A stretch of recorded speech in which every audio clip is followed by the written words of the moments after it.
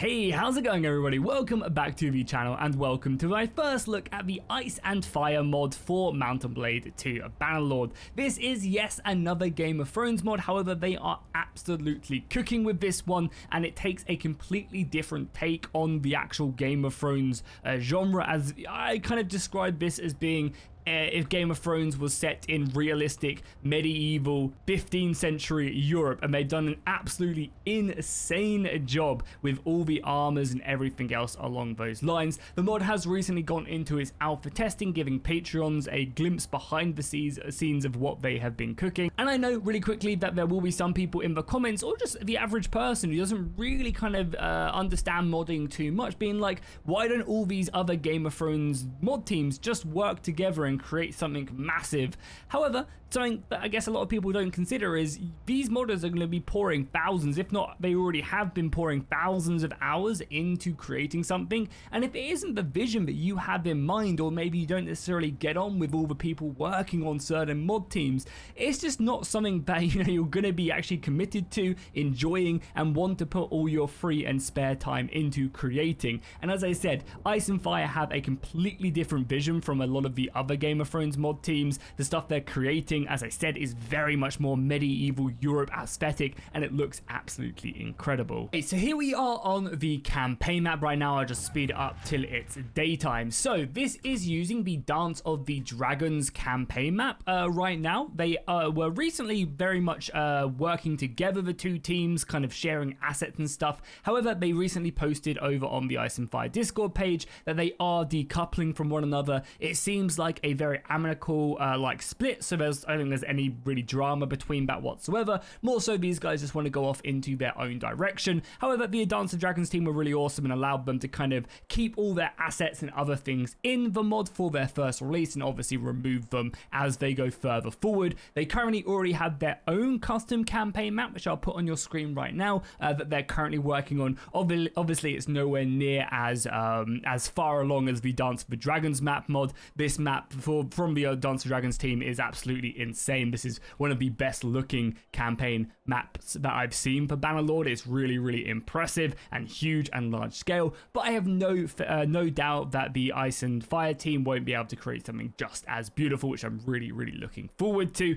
So yeah, if we jump back to the Dance of Dragons map right now with the mod, you can also see as well that obviously this map goes all the way off into the east, whereas the Ice and Fire map mod, hopefully I showed it, but they are planning on maybe cutting off around Valentus and just going up there to the north and not having everything off into the east. So as I said, as of right now in the mod, as I said, they have a lot of the ADOD stuff assets in the game right now, which is obviously fine for its first release. But as I said, the main thing I think going forward with this mod is going to be its historical accuracy when it comes to the weapons and the armors. And I think that's going to really kind of tick some boxes for a lot of people, because I think a lot of people don't really like the show's outlook on armors and other things along those lines. So what we'll do is we'll just go through a few of the rosters so you guys can see, and then we'll dive into maybe 2 or 3 battles so you can see the battles actually in. But the roster troopers themselves are looking really good, and they've got a lot of weapons and armors already done. You can see there are several different variants. I really love this one where the actual POC colors change. So again, if I change my flag, I change my colors of my faction,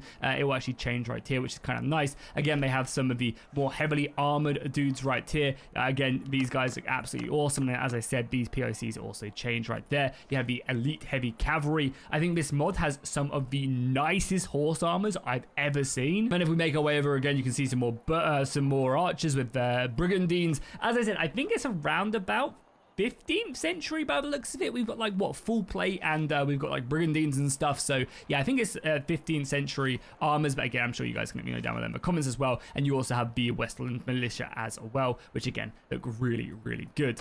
Again, if we jump over to the Stark unitary, as I know that's something that people are always pretty interested in, these guys have the men at arms going down into the Stark's guard, and obviously also the house guard right there. We have these elite infantry, a lot of halberds being used as well. Their cavalry look really good. I absolutely love this horse armor as well. It looks so good.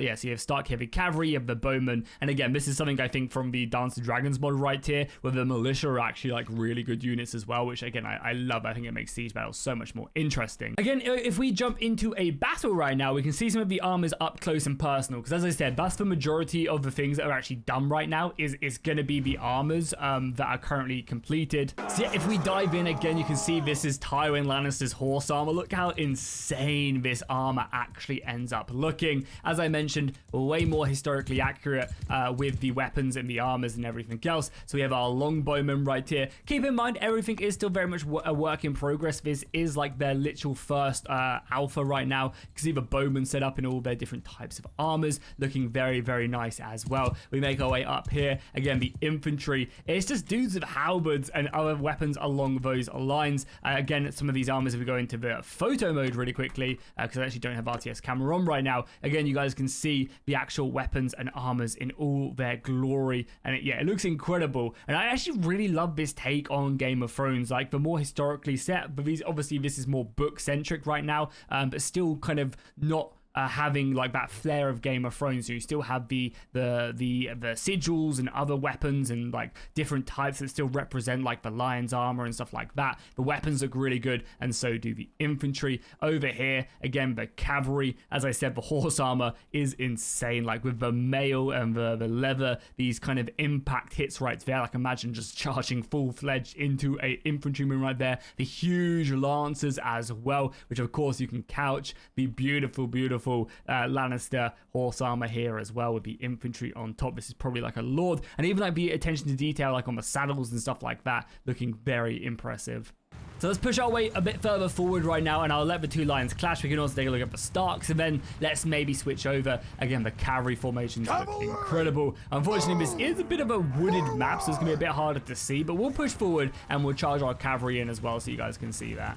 So let's charge the cavalry in. Let's see if we can get a nice little smash into them through the forest. I mean, that's obviously can't go wrong, right? We'll be absolutely fine. So let's charge the cavalry in. It'll also give us a good chance to see the actual Stark infantry as well, as they continue to run away like the cowards they are. Oh yeah, here we go. Some Stark horsemen smashing into us, and you can see the differences immediately with a bunch of their armors, the type of weapons that they're using. This mod does also have RBM integrated as well with the weapons, and obviously their own custom setup on it as well. So the armors and weapons will feel a bit differently as we make our way up, and the infantry are reinforcing. The cavalry is currently hunting down some of the Stark bowmen as well. Again, a lot of longbowmen. These guys are going to be in padded leather and other equipment as we come smashing down. And then over here again, we have the main Stark line right there. Lots of halberds, lots of heavy infantry, and other beautiful things. So now we're about to have the two infantry lines clash in against one another,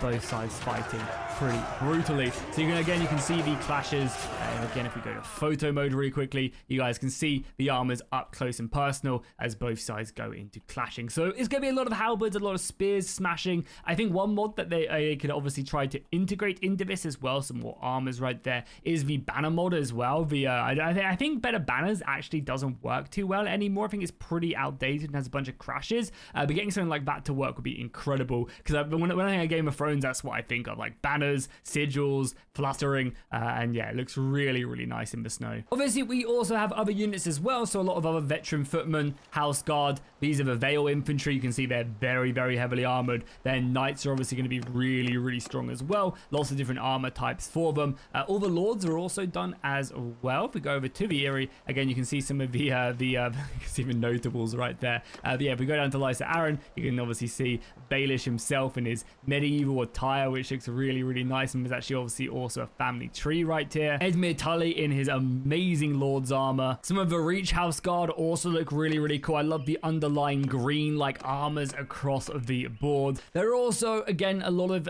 individual armors that have been crafted for lords. Again, this is Mace Tyrell's armor. We have Robert's armor right there, looking absolutely insane. It'd be kind of interesting later on down the line if you could like play as Robert and try and avoid dying and see how things changed. And of course, you got Daenerys Daenerys in her own armor right there. Again, there's like a lot of very cool custom armors. Again, look at that.